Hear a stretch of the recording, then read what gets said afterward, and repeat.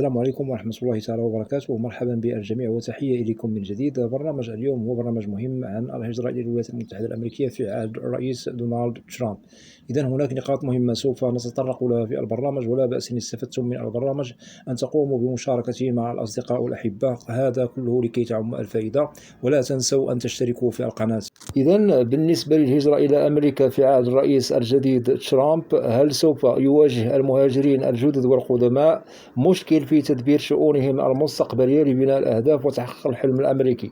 سنجيب بالواضح بأنه الاختلاف هو موجود بين المهاجرين، والجنسيات هي متعددة، هناك جنسيات عربية وأجنبية، كذلك هناك اختلاف في المؤهلات والأوضاع الاجتماعية، وكذلك الوضع المالي. هناك الفقير والغني والمتوسط في الوضع المادي، وأكيد كل هذه الفئات نعتبرها دخلت لأمريكا بشكل قانوني أو شرعي. نحسبهم من المهاجرين الشرعيين، منهم من دخل عن طريق القرعة الأمريكية، ومنهم من دخل عن طريق الشمل العائلي، ومنهم من دخل بطرق أخرى قانونية نحسبها على الهجرة القانونية. وأنواع الفيز هي مختلفة، ونؤكد بأنه الأغلبية دخلوا عن طريق القرعة الأمريكية ولم شمل عائلي. إذن هؤلاء المهاجرين الجدد يحسب لهم ألف حساب وحساب من طرف قانون الهجرة الأمريكي، في حالة أنهم تتوفر فيهم الشروط للدخول إلى الولايات المتحدة بشكل قانوني. بالطبع تمنح الفيزا لهم على مختلف فئاتها، في حالة أن المؤهلات متوفرة، وهؤلاء المهاجرين حقهم مكفول ومحترم من طرف قانون الهجرة الأمريكي، وعلى اختلاف الأوضاع الاجتماعية والمادية والحالات الخاصة كلهم نحسبهم دخلوا إلى الولايات المتحدة بصفة قانونية. أكيد جميعهم ممكن أنهم يحققوا المبتغى والمراد، بالرغم من أن هناك رئيس جديد عن الحزب الجمهوري اسمه ترامب تقلد حكم الولايات المتحدة، فلن يؤثر على المهاجرين. سأضرب لكم مثلا، يلجأ إلى ترحيلهم أو أخذ قرار بفرز هذا المهاجر عن المهاجر الآخر، هذا بعيد كل البعد، لأنه كما وضحنا هناك مهاجرين وضعهم المادي جيد أصلا في بلدانهم، وهناك من وضعه متوسط في بلده الأم، وهناك من هو فقير في بلده الأم. رغم هذا الاختلاف لا يمكن لترامب أن يختار المهاجر مثلا الغني يعطيه الأولوية عن المهاجر الفقير، هذا الأمر بعيد كل البعد. نحسب جميع المهاجرين سواسية رغم الاختلافات في كل شيء بين هؤلاء المهاجرين، لأنه إذا عدنا إلى الأساس وصلب هجرة المهاجرين الذين ذكرنا لكم، اختلافات بالطبع في أوضاعهم وظروفهم الاجتماعية ومؤهلاتهم، فهم تجمعهم نقطة مهمة وهي الفاصلة. نؤكد على أنهم مهاجرين قانونيين شرعيين، هذا هو المهم، لأنه المهاجر الفقير ممكن أنه هاجر عن طريق القرعة الأمريكية، وهذا قد حالفه الحظ. وهناك العديد من المهاجرين القدماء، نؤكد على الفقراء، هاجروا منذ سنوات سابقة بعيدة عن طريق القرعة الأمريكية، وحاليا هم بخير وحسنوا من وضعهم المادي وحققوا المبتغى والمراد، وهم مستقرين آمنين متحصلين على الجرين كارت مع الجنسية الأمريكية. لهذا أدعو الإخوة الذين لديهم قلق والمتعلق بمصير الهجرة في ظل حكم الرئيس الجديد ترامب، نؤكد بأنه الرئيس الجديد لا يمكنه أن يهجر أو يرحل المهاجر الذي تتوفر فيه شروط الإقامة القانونية. ونؤكد على المهاجرين الجدد الذين هم حاليا بالولايات المتحدة، وهناك من هم بصدد إن شاء الله مقبلون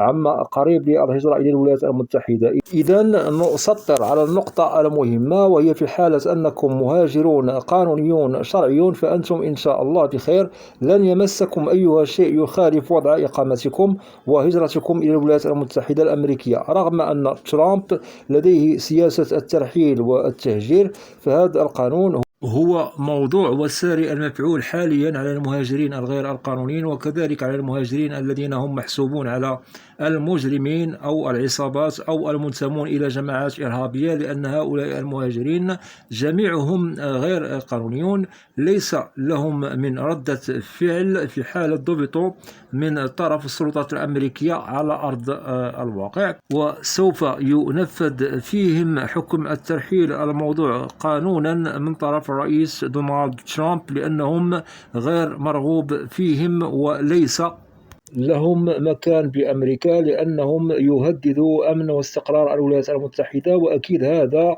يحمي المجتمع عامة بالولايات المتحدة، وهذا يجري لمصلحة المواطن الأمريكي والمهاجرين الأجانب سواء كانوا عربا أو من جنسيات مختلفة. وهذا القانون يحسب على نظام صارم كانت فكرته مطروحة قبل أن يتقلد ترامب الرئاسة، ويحسب إلى القرار النظامي الذي يشتغل عليه بتنسيق محكم من طرف وزارة الخارجية الأمريكية وشؤون الهجرة بأمريكا.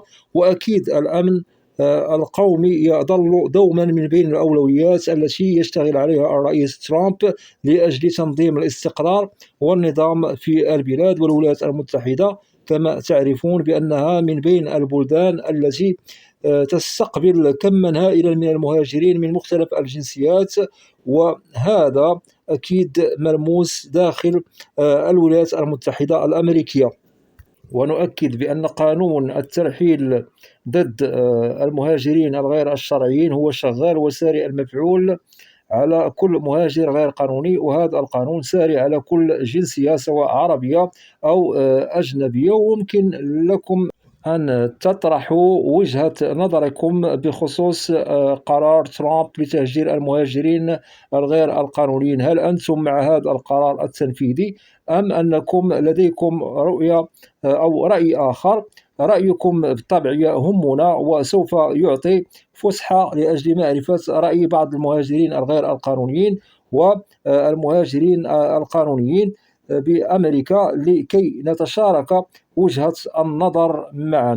إذن كل مهاجر قانوني بأمريكا لا تقلق ولا تقلقي في حالة أنكم مهاجرون قانونيون، سواء أنتم قدماء أو جدد، على اختلاف أوضاعكم وظروفكم الاجتماعية ومؤهلاتكم المختلفة وحالتكم الخاصة، وكذلك سواء أنتم حاملين الجرين كارد أو لديكم الجنسية الأمريكية، فأنتم في مأمن من التهجير أو الترحيل من الولايات المتحدة، لأنكم بالطبع وأكيد مهاجرون قانونيين وتحسبوا من ضمن المهاجرين المكفولون ومؤمنون من طرف قانون الهجرة الأمريكي. وفي حالة أنه لديكم إجراءات هجرة مقدمة فننصح أكملوا المشوار والإجراءات، وفي حالة أنكم مهاجرون بطرق قانونية موضوعة من طرف قانون الهجرة الأمريكي فتوكلوا على الله لا تخافوا.